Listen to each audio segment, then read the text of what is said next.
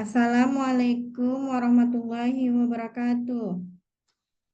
Modul P5 dan PPRA dengan tema Gaya Hidup Berkelanjutan Yusma Yansari Hasibuan.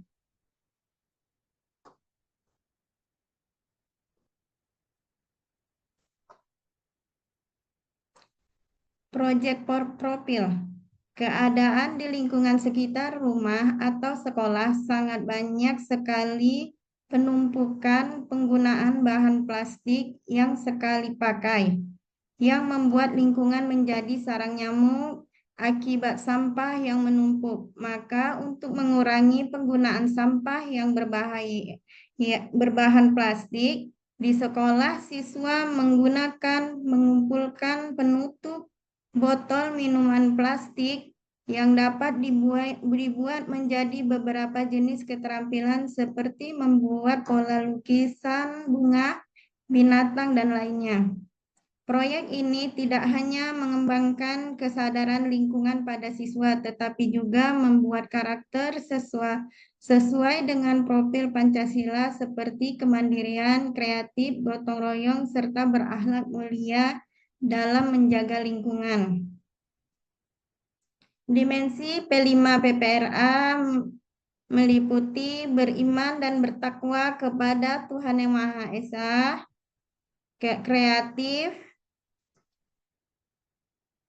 nilai profil pelajar rahmatul lil alamin, 1, berkeadaban, 2, dimensi dan inovatif.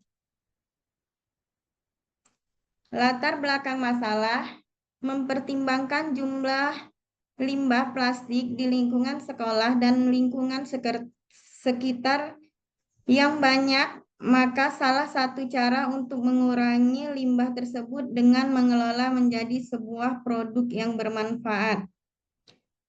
Pendahuluan. 1. Pengertian gaya hidup berkelanjutan, gaya hidup yang berfokus pada pengurangan limbah dan penggunaan sumber daya secara efisien. 2. Pentingnya pengolahan sampah, mengurangi dampak negatif limbah plastik terhadap lingkungan. Alur proyek: mengenal jenis limbah organik dan non-organik, melatih siswa untuk membuat produk sederhana dari limbah tutup botol plastik, mengajarkan pola hidup bersih dan sehat dengan beberapa tahapan. Tahapan perencanaan, produksi, pelaksana, evaluasi, dan refleksi. Tahap perencanaan, guru mengenalkan kepada peserta didik jenis-jenis sampah di lingkungan sekitar dan tutup botol plastik bekas yang dapat dimanfaatkan dalam keterampilan dan kehidupan sehari-hari. 1. Guru menayangkan video tersebut.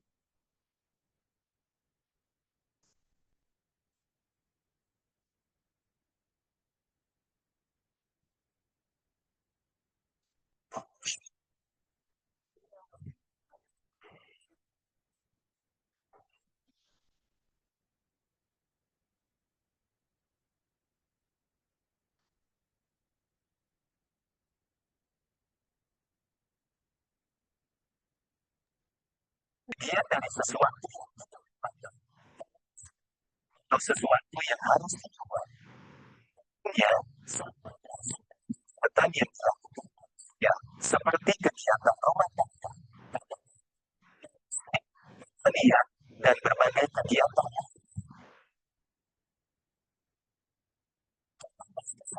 Sampah yang berserakan di sekitar kita, baik itu di pinggir jalan hingga di lahan kosong, padahal dan dapat menyebabkan aroma yang tidak sedap, mengurangi kesuburan tanah, hingga menjadi sarang nyamuk. Kita harus pada tempatnya dan dipisahkan sesuai jenis sampah. Berdasarkan sifatnya.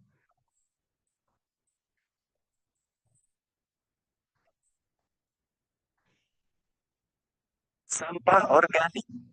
Sampah organik merupakan sampah yang mudah membusuk dan diurai oleh bakteri dan cacing tanah. Sampah organik biasanya berasal dari sisa-sisa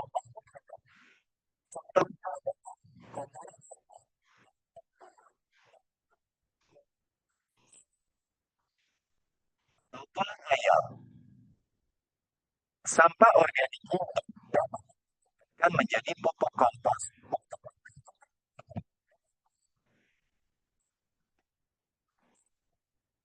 Merupakan sampah yang tidak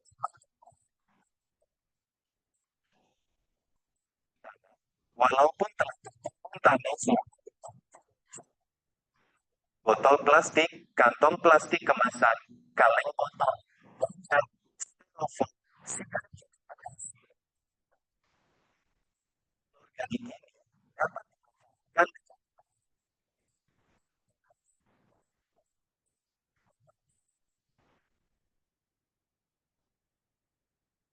berdasarkan wujudnya. Sampah dibedakan dengan gas. Sampah padat, plastik, kertas, karet, antara lain air sabun, air bekas, air sampah gas. Sampah gas sebagai emisi kaitkan dengan poros Oke, Bu Isminsari, di stop. Ya, Bu. Lalu itulah tadi videonya. Sekarang pengertian. Oke, Bu Ya, Isminsari. Ya, Bu. Langsung ke judul balik lagi. Judul. Judul. Baik, Bu. Judulnya ini temanya tentang gaya hidup berkelanjutan. Ya, gaya hidup berkelanjutan. Ambilnya tentang apa? Tentang tutup botol plastik bekas, Bu. Tutup botol plastik bekas. Mau diapain tutup botol plastik itu? Mau dijadikan untuk tingkat kelas 2 SD, Bu. Itu bahannya kan seperti buku gambar atau karton ya kan, Bu. Lalu tutupnya tadi disusun. Contohnya seperti kita buat ulat gitu, Bu. Kayak melukis ulat ya kan, Bu. Ya, disusun lego-lego seperti ulat, lalu pakai clear warna, dibuatlah kaki-kaki ulat tadi, Bu. Lalu tertempellah karena memang botol tadi kan dilengketkan pakai lem ke kertas. Jadi tersusun bisa menjadi gambar ulat, Ibu. Ya, Juga ulat itu gunanya untuk apa? ah Gambar ulat itu untuk apa gunanya? itu, Bu, sebagai keterampilan belajar melukis tapi menggunakan tutup botol bekas, Ibu. Nah, di mana ininya? Di mana gaya hidup berkelanjutannya itu di mana? Apanya Biar gaya hidup berkelanjutan? biar itu, Bu, kan yang kebanyakan orang kan menggunakan botolnya, Bu. Jadi tutupnya itu pasti kan terbuang sia-sia gitu aja, Bu. Jadi Ya, digunakanlah kalau sebagai orang keterampilan. udah buat keterampilan ulat-ulatan sebentar juga terbuang kan nggak berkelanjutan jadinya. Bisa lah, Bu. Bisa kalau dia rapi cantik kan, Bu, bisa jadi istilahnya kadang anak-anak, Bu, zaman sekarang anak SD itu, Bu, udah pintar pula, Bu, dengan gaya pola berdagang, Bu. Nah, jadi dengan kayak gitu mereka kalau cantik mau itu kawannya. Aku ada uang sekian, boleh nggak aku bayarin itu punyamu kok cantik kali gitu, Bu. Terus kalau nggak cantik gimana? Terbuang lah sia-sia. Kalau Gimana nggak itu? cantik kan dia berusaha, Bu, untuk mempercantiknya, Bu. Mana Karena dia berusaha mereka? Karena dari awal konsepnya juga belum diperjelas. Kan dia bergaya hidup berkelanjutan, sedangkan itu sepertinya nggak berkelanjutan menurut saya takutnya.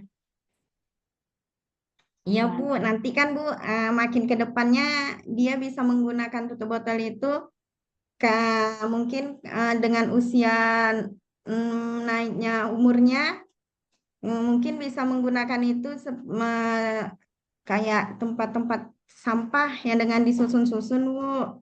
Terus tempat kotak pensil yang di atas meja. Jadi tetap Mana berguna, kotak, Bu. mana kotak pensil di atas meja pakai tutup botol? Bisa, Bu, disusun ini, Bu, kayak yang apa keranjang pensil ya, Bu? Apa namanya itu, Bu? Ada, Yang tahu. yang di atas meja belajar, Bu. Yang tempat-tempat pensil, pulpen kan dia tersusun, Bu. Jadi dia kan tinggi gitu. Jadi bisa digunakan seperti apa keterampilan seperti itu, Bu. Ya, oke lah. Udah pernah P5 PPRA dilakukan di sekolah Ibu? Untuk saya sendiri sih, Bu, belum pernah, Bu, tapi mendampingi guru kelas eh, pernah, Bu, gitu Apa yang Ibu dampingi tentang apa? seperti buat bubur pedas, Bu. Bubur apa? Bubur pedas, Bubur pedas itu masuk elemen apa? makanan khas ya, Bu. Iya, makanan khas itu maksudnya ke dimensi apa? Eh, Dimensi apa itu? Beneka Tunggal Ika ya, Bu. Beragam itu, Bu.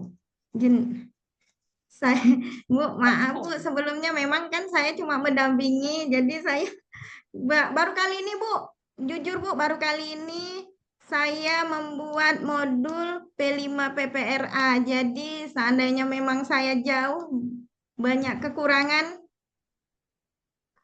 saya minta maaf, Ibu. Inilah belajar pertama kali dan belajar menggunakan laptop juga pertama kali di saat PPG ini, Bu. Yang Ya, lainnya nggak cuma boleh. Namanya juga mau jadi guru profesional. iya, Bu. Di sinilah, Bu, ilmunya, Bu. Walaupun masih banyak kekurangan, tapi sedikit banyaknya saya berusaha, Bu, untuk semaksimal mungkin, tapi mungkin masih belum seperti yang Ibu inginkan. Bukan saya yang inginkan, pemerintah yang inginkan, Bu. Ibu juga menginginkan. Ya, Bu, Oke, baru kali ini loh. nah, stop share screen-nya, buka PPK-nya.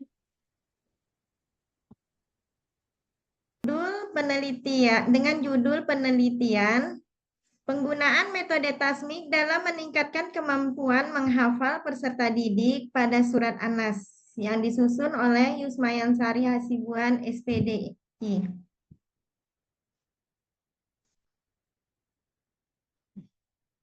Latar belakang masalah 1. Al-Quran adalah firman Allah sebagai salah satu mukjizat terbesar yang diturunkan kepada Nabi Muhammad SAW melalui perantara malaikat Jibril di Gua Hiro, Mekah, Arab Saudi. Di dalamnya terkandung ajaran yang sempurna. Tidak hanya berlaku saat Nabi Muhammad SAW masih ada, tapi berlaku sepanjang zaman hingga dunia ini berakhir.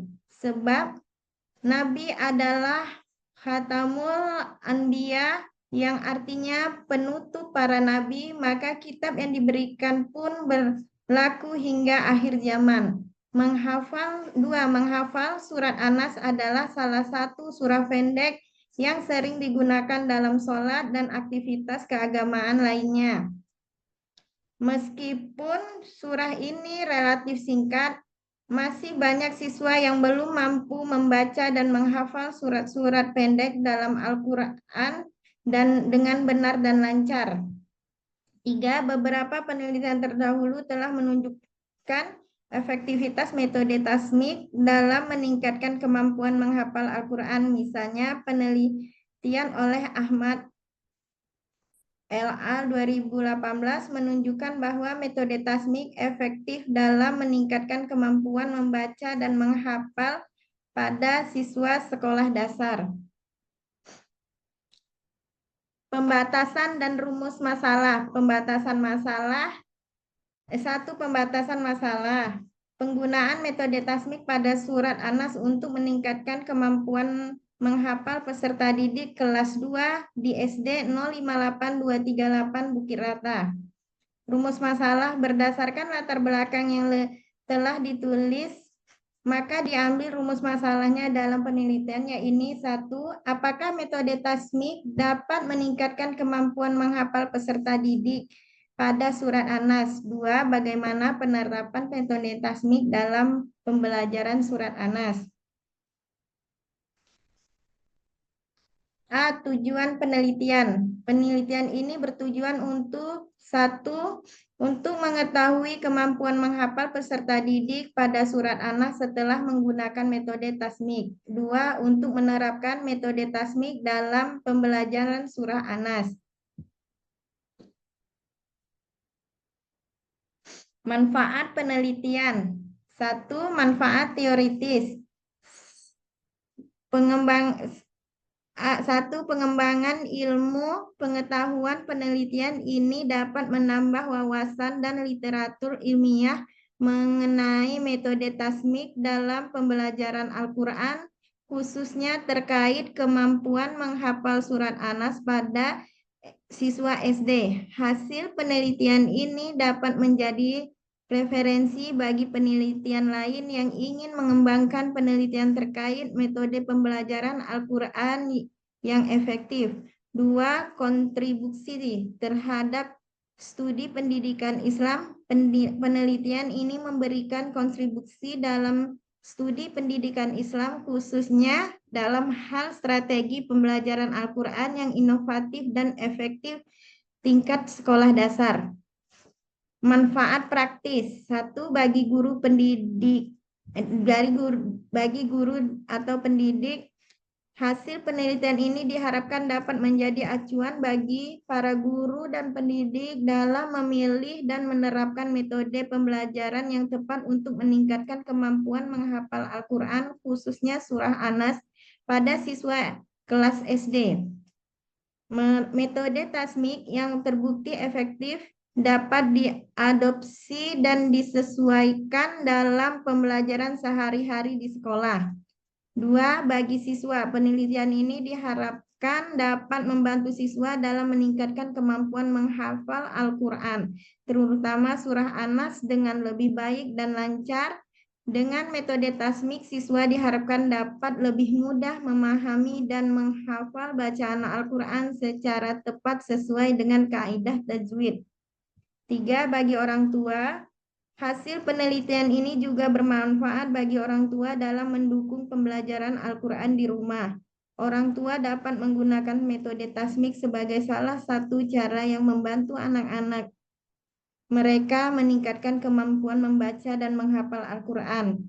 4. Bagi lembaga pendidikan dapat memanfaatkan hasil penelitian ini untuk merancang kurikulum dan program pembelajaran Al-Quran yang lebih efektif, khususnya dalam meningkatkan kemampuan membaca dan menghafal surah pendek surat Anas.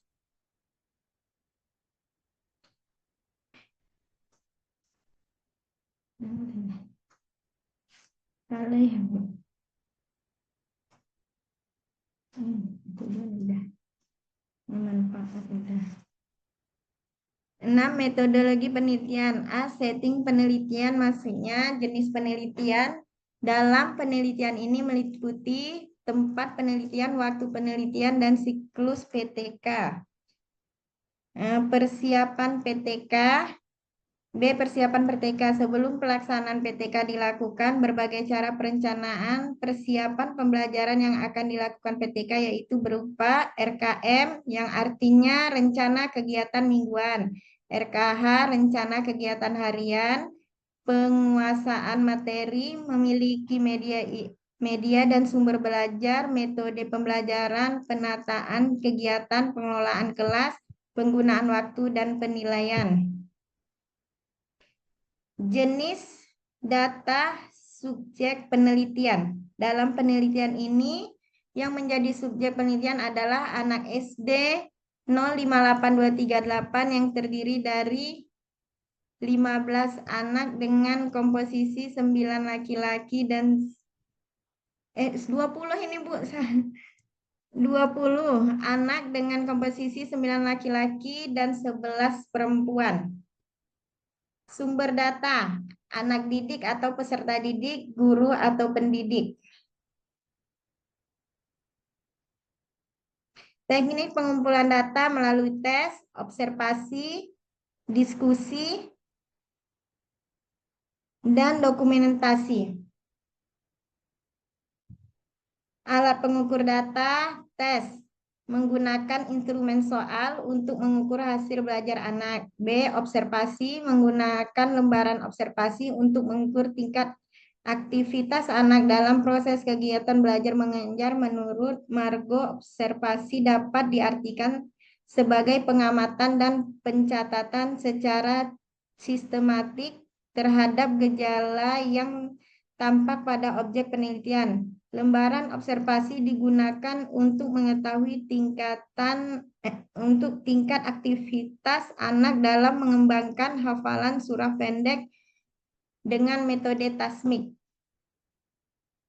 Indikator kerja. Indikator kerja adalah suatu kriteria yang digunakan untuk melihat tingkat keberhasilan dari kegiatan PTK dalam meningkatkan atau memperbaiki mutu KBM di kelas.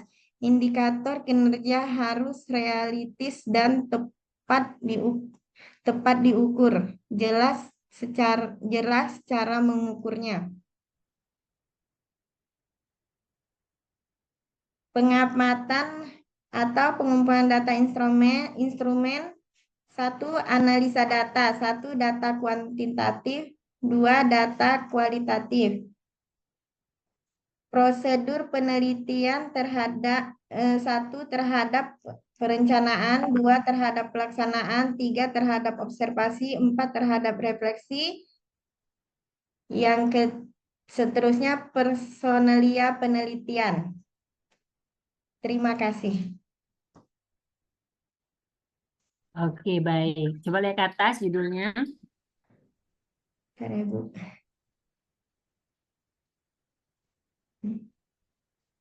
Judulnya, Judulnya Sari, boleh iya Bu, balikin ke penggunaan metode tasmik dalam pertanyaan meningkatkan saya. kemampuan. Iya Bu. Yusma Sari udah pernah penelitian PTK nggak? Bu, Udah pernah? hilang-hilang Bu suaranya. Ibu udah pernah PTK nggak? Belum Bu. PTK itu apa, Bu? Penelitian tindakan kelas ya Bu. PTK adalah penelitian tindakan kelas ya Bu. Itu kepanjangannya PTK itu. Yang tinggalkan kelas. Pertanyaan saya, Heeh. apa itu PTK?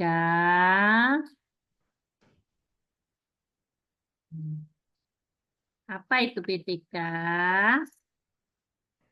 Penelitian yang dilakukan agar dapat mengetahui seberapa besar atau hasil dari penelitian, Bu.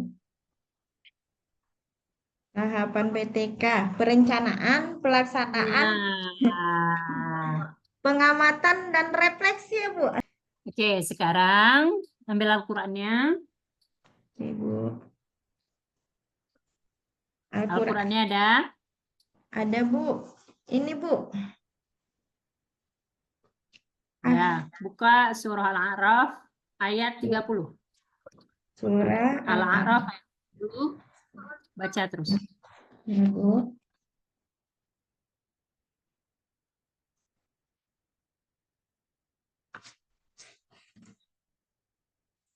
Ayat 30.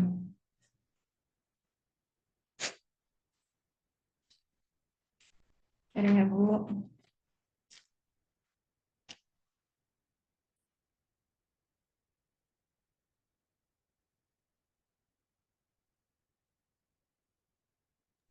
Oke, Pak Warsito udah siap?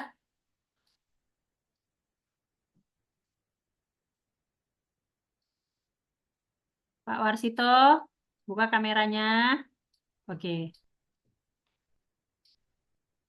Udah siap di layar PPT-nya untuk itu udah bisa di-share screen. Iya.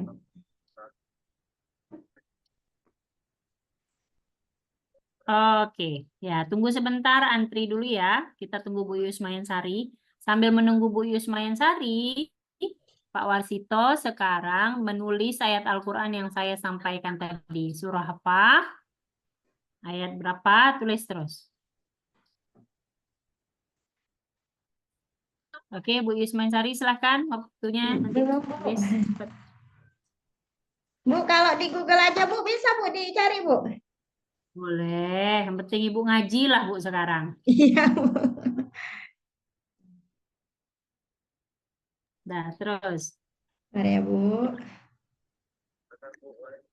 Pak Warsito menulis terus ya Pak Warsito.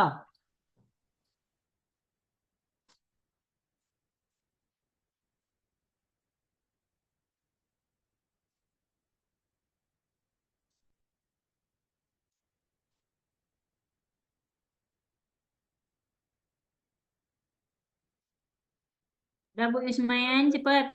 Besok Bu. tuh nanti.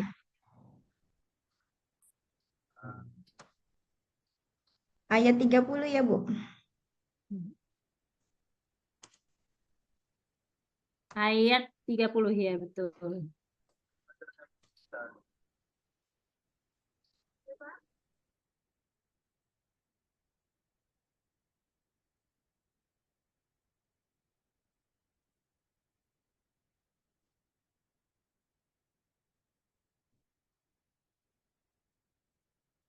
Qoriqan hada wa fariqan haqqa alaihi muddalalatu innahum muttakhazus fayatina awliya'a min dunillahi wa yahsabuna annahum muhtadun. Itu kan, Bu? Oke, silakan stop recordingnya.